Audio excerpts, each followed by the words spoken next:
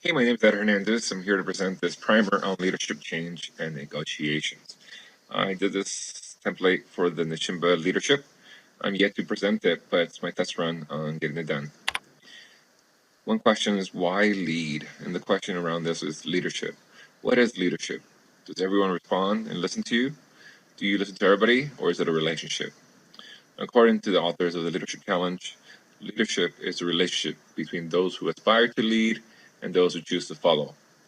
Sometimes the leadership is one-to-many, sometimes it's one-to-one. But regardless where the number is 1 or 1,000, leadership requires engaging others. So how do you engage others? Well, starting with why is one idea, and I have this video here by Simon Sinek that you can click through to check out. And this is a start with why. So there's a couple links there that you can look at and follow through and click on through. We'll talk soon. And any thoughts that you might have regarding that video, I'd like to ask you, why do you do what you do next time you're networking? Ask those people in the room, are they there and enjoy what they do? Well, why did they get into that profession? And then you can also ask the question, are leaders born or made? But yes, of course, all leaders are born. We've never met a leader who wasn't. Another line from the leadership workshop. The truth is that leadership is an observable set of skills and abilities that can be strengthened, honed, and enhanced if you have the motivation and desire, the practice and feedback, and the role models in coaching. These are some traits of effective leaders, and you can see the image of Dr. MLK. They practice what they preach, they walk the talk, their actions are consistent with their words, twice. They put their money where their mouth is. I guess that's more important. They do what they say they will do. And how do you, as leaders, affect change? Well, it depends. What does it depend on? Why? Is the change needed or desired? What is being changed and who will impact it? And how will it improve or change status quo? And from the image here, you might have a block of ice. In order to change that block of ice, you need to melt it down to make it a new shape, like a triangle of ice or a cone. And that's the only way you get things done, by unfreezing and refreezing the new element of the status quo that you want to change it to. And that leads us to, again, Lewin's change model. And it's Lewin's why to change. Motivation for change must be generated before change can occur. One must be helped to re-examine many cherished assumptions about oneself and one's relationship to others. That's the first stage in unfreezing from which change begins. Preparing the organization to accept that change is necessary, which involves breaking down the existing status quo before you can build up a new way of operating. And change is the only constant. In order to accept the change and contribute to making the change successful, people need to understand how the changes will benefit them. Unfortunately, some people will generally be harmed by change. You need to foresee and manage the situations. And time and communication are the two keys to success for the change to occur. And then you follow up with refreezing, creating a new and safe sense of stability and the new ways of working. But how do you make change succeed? There's Cotter's 8-step model that furthers Lewin's thoughts. Creating that sense of urgency, we cannot speak enough about that, unfreezing. A lot of times change occurs by forming a powerful coalition, creating a vision for change, communicating the vision, removing obstacles, creating short-term wins, building on change. And then you anchor the change in the corporate culture or whatever kind of culture you have, which is refreezing.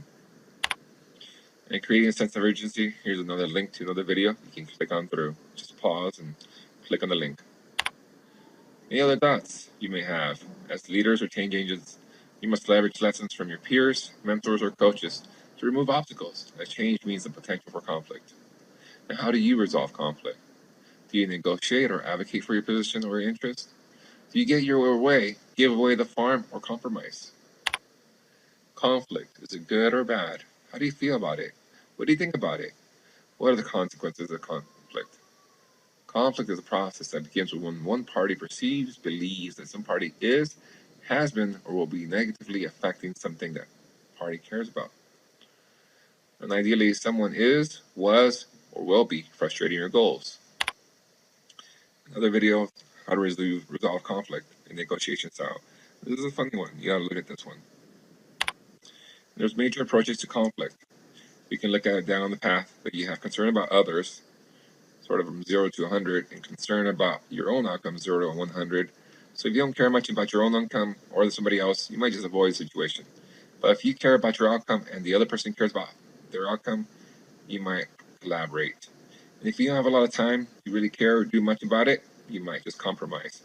And these are the other two anchors. You might care a lot about yours, so you'll be competing, and the other person might not care much, whereas you might yield when you don't care too much about your own outcome, and they accommodate to others.